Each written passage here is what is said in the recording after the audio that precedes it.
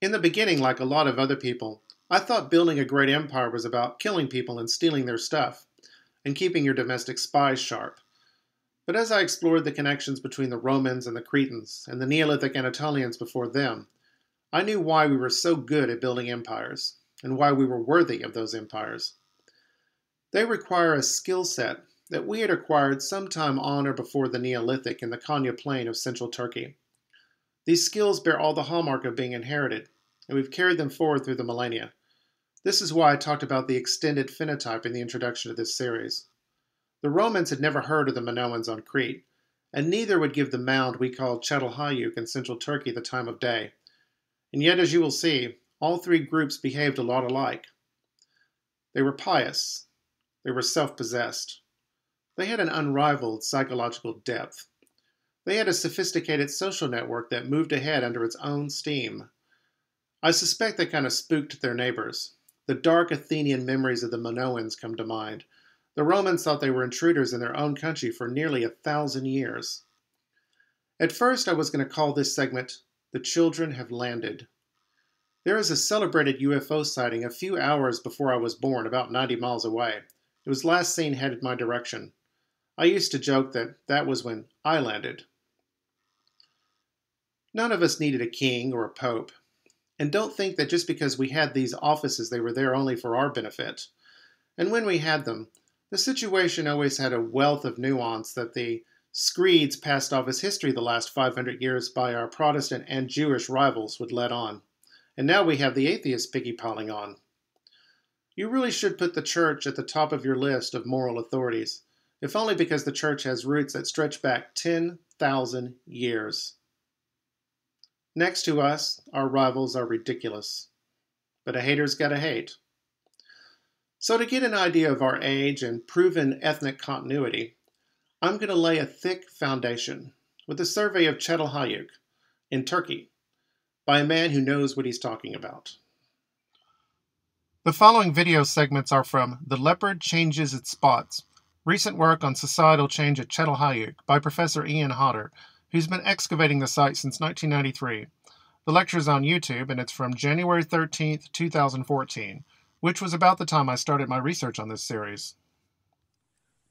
But another very important discovery that we've made is that it's clear that there is a major variation in the houses themselves.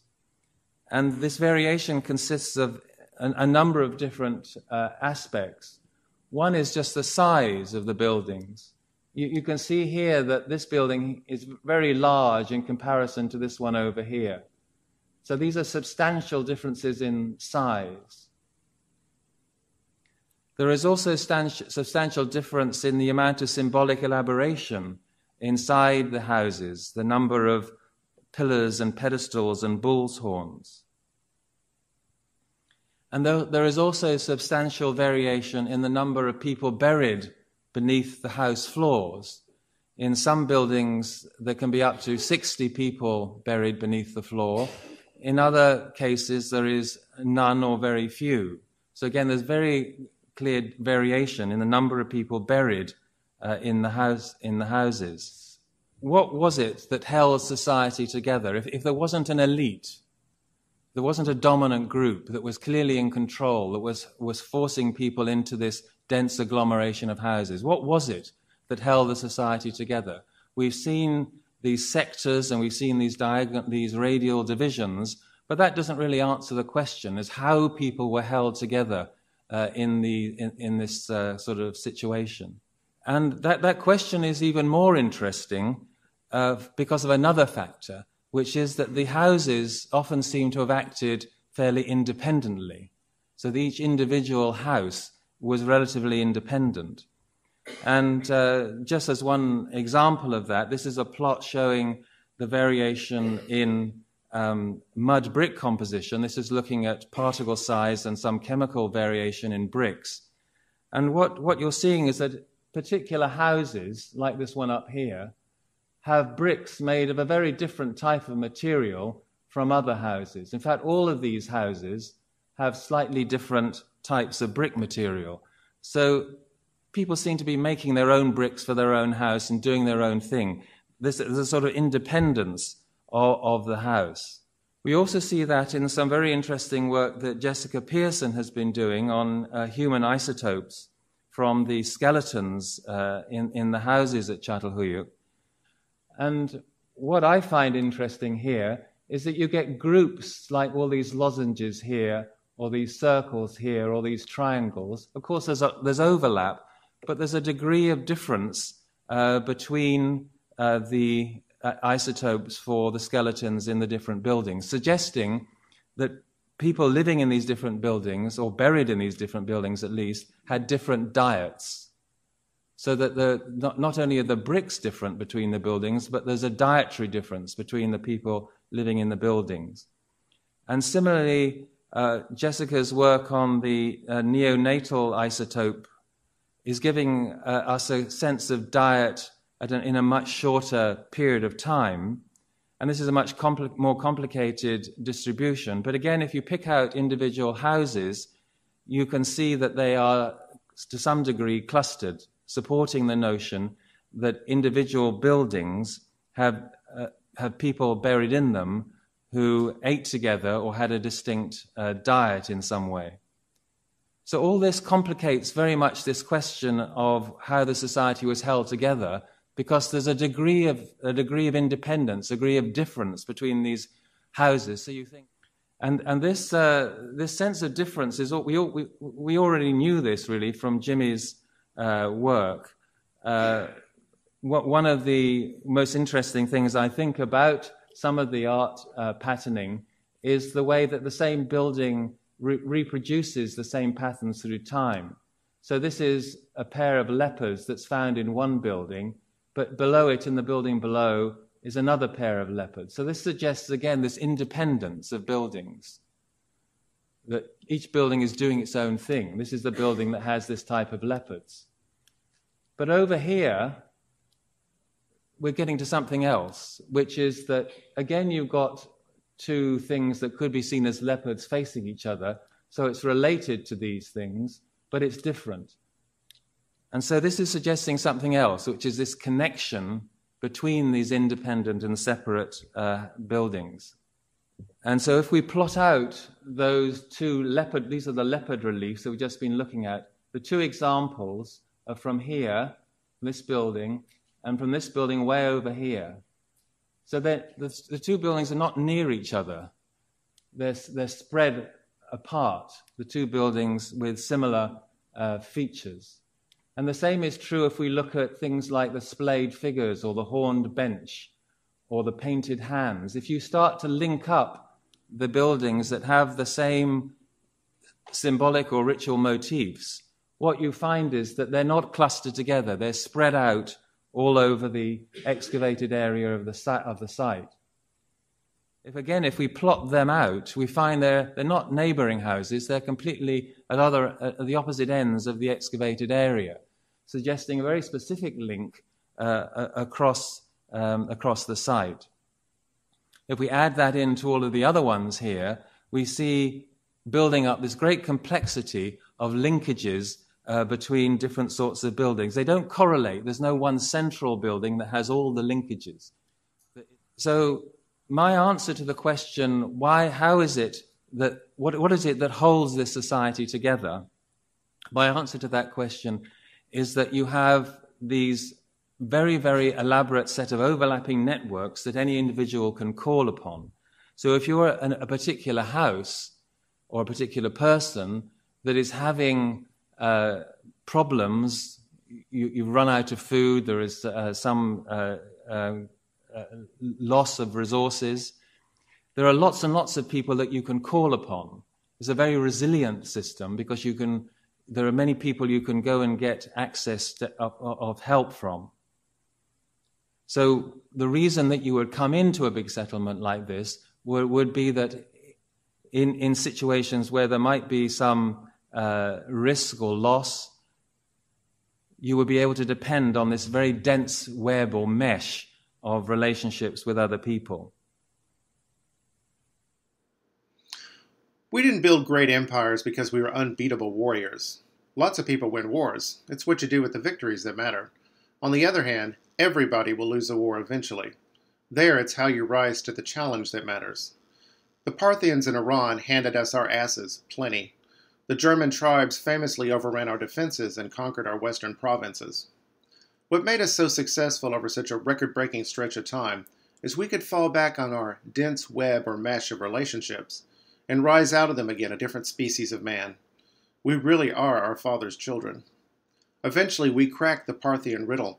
We sacked their capital 5 times. We beat their successors, too, the Sassanids.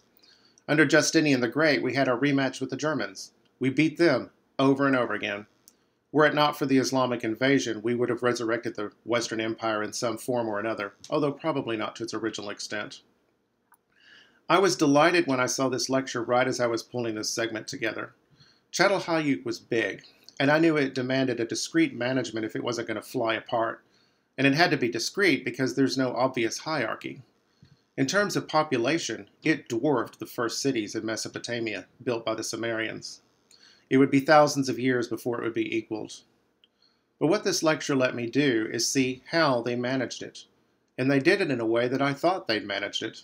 A way that just demonstrates to me that these are future Romans. Everything you're about to see was primed and ready to go before I saw this lecture. I just had to shuffle some things around, rework some introduction. The fact that everything fell together so perfectly just shows that I know what I'm talking about. Now, in my last series on the Festus disc, I offered a few ideas on how my tribe behaves. Immanent man culture. Scale-free network, like the map of the internet you see on the left, and the map of the relationships in Çatalhöyük on the hotter clip. Sacred communism. Let's revisit those ideas. When I came across the Hodder lecture, I just planned on using YouTube video clips to make sure I pronounced the Turkish names of these sites properly. As you can guess, I was gratified by his report. He beautifully extended and deepened my case. So in the spirit of the moment, one of the weak spots in my case was the fact that the Romans had kings, which would imply they had more of a hierarchy than I'd anticipated. Turns out, the presence of kings in Rome made the Romans look more hierarchical than they really were. The king was a node in the social network, albeit a big one. This shows up in the way he was selected in the first place. This is awesome. When a king died, the patrician heads of families, patres, took turns to hold office for interrex, between king, each serving for 5 days. According to Livy, the interregnum lasted for a year, after which an election was held. The process thus involved both the patricians and the people's assembly. It is not clear from the sources whether the people were merely asked to give assent to a single candidate who'd been selected in advance by the patres, or whether they were given a genuine choice between candidates.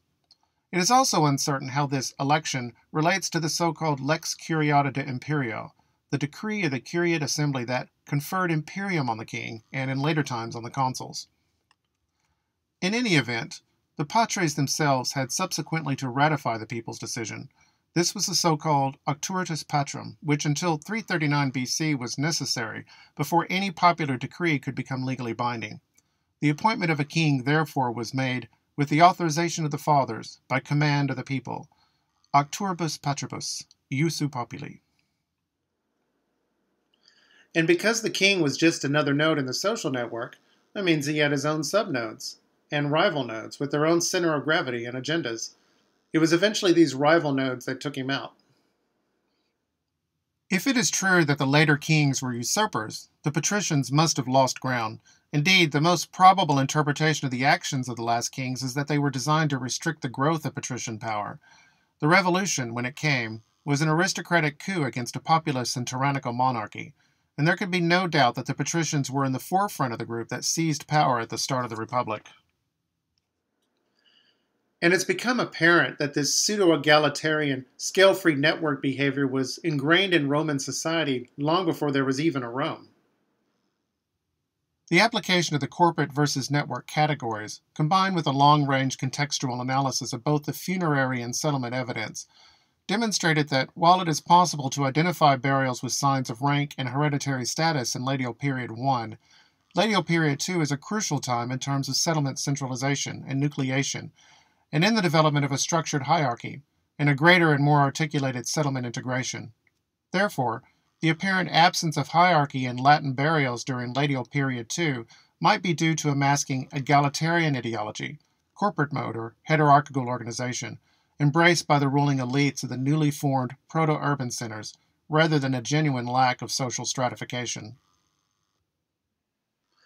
Although there are obvious signs of social stratification, these elites learn not to flaunt their wealth and privilege, and somebody taught them.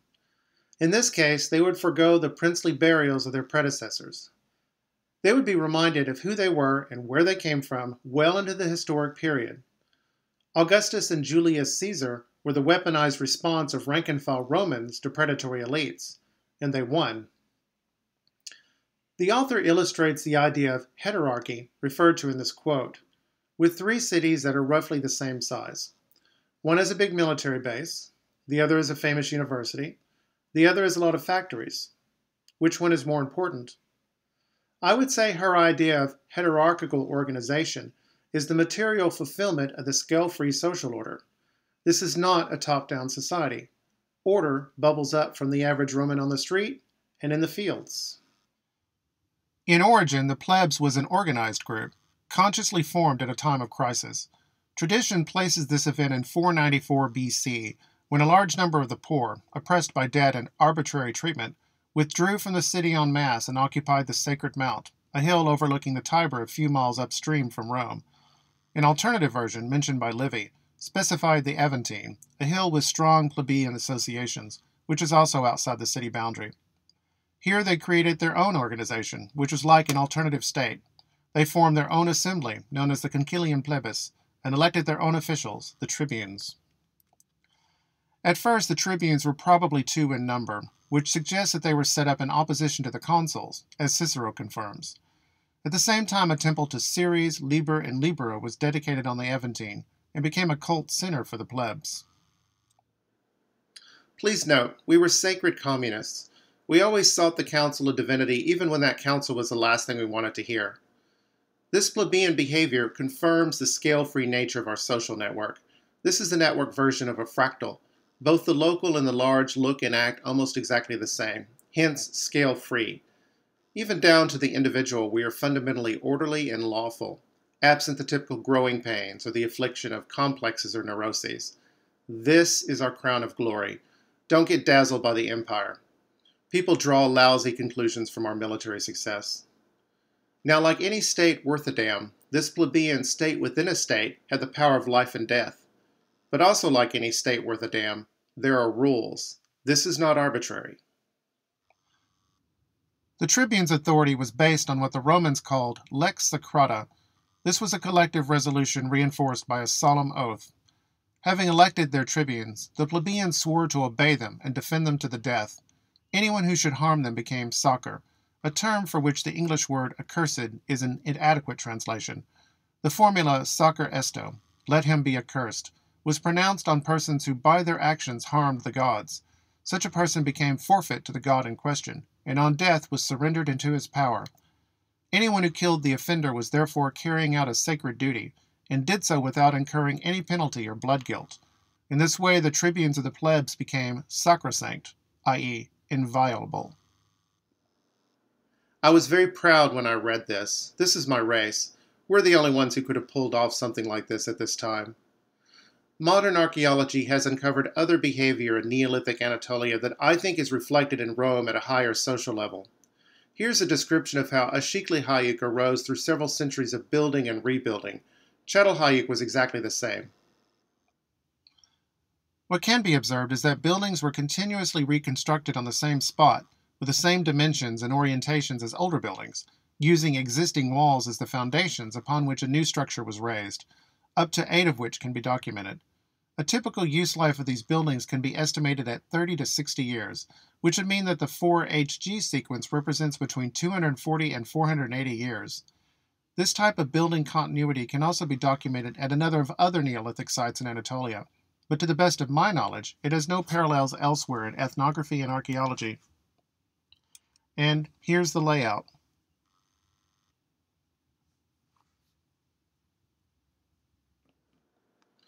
Obviously, I don't think it's true there are no parallels elsewhere in ethnography and archaeology. Otherwise, I wouldn't have brought it up. Sanctuaries are also documented by material from votive deposits.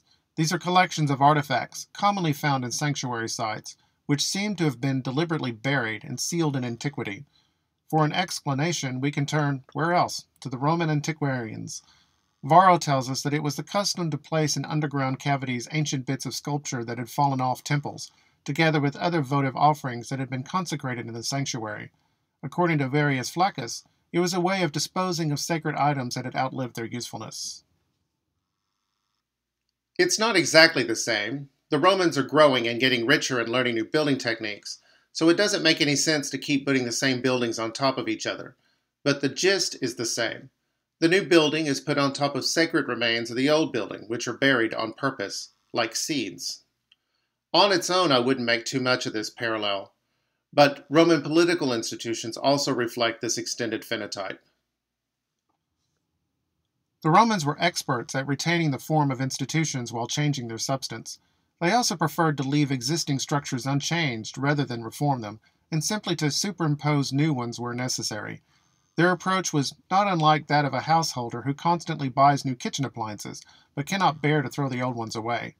The consequence is that the kitchen gets cluttered up with old-fashioned and redundant gadgets. Roman public life was just such a kitchen, but the Romans did not seem to mind. They found the new appliances efficient, and they quite liked the clutter, which came to seem quaint and even decorative. I've always done something like this. I noticed this odd behavior long before I found out what my ancestors were up to. Ever since I've been out on my own, I always carried memory boxes with me everywhere I went. I put little things in there. A box of matches, movie tickets, old IDs. I never look at them again, and I've always made sure they went into the same 2 boxes. I consider this an extended phenotype because it's something that we just do. It's not a compulsion, that's a pathology. It just seems to be the right thing to do. The hiding is important. Cretans would put new courtyards on top of their old courtyards in the palace complexes. Similar behavior, but not without parallel in other cultures. I predict they were doing things like this that we just haven't caught yet. Here's another awesome parallel between Neolithic Anatolians and Romans. Ashikli-Hayuk might have the world's first Senate chamber. Right here, the room labeled HV, although this is probably more like an indoor town hall, and most likely for the higher-ranked men. The rooms labeled T and MI are likewise almost certainly public rooms. The most important components of these monumental complexes are their courtyards. These were elaborated in various ways. Court T was painted in various colors over the course of several rebuildings, and had a large round hearth of a type not found elsewhere in the settlement, and benches along its edge. Court HV was paved with mud slabs and probably had some sort of colonnade. It can be estimated that up to 340 people could have participated in gatherings in Court HV, whereas meetings in Court T and MI would probably have included 30 to 40 people. Here we see the same idea implemented several thousand years later. Here's the so-called palace at Festus on Crete that I showed on my video series on the Festus disc. These were called palaces because buildings this big were supposed to house kings, but there's not one shred of evidence we had a king on Crete. And here are the Cretan counterparts to those large public spaces at Ashikli-Hayuk, the public courtyards. They came first. The palaces rose centuries later to support them. We would carry on with these public spaces like this in Rome and in Byzantium. So let's recap. I spent 3 segments working through the DNA. Now I've just put some meat on those bones and affirmed through specific, complex behavior parallels that we're talking about one discrete race. Up next, the children of Proteus rock the world. Bring your popcorn.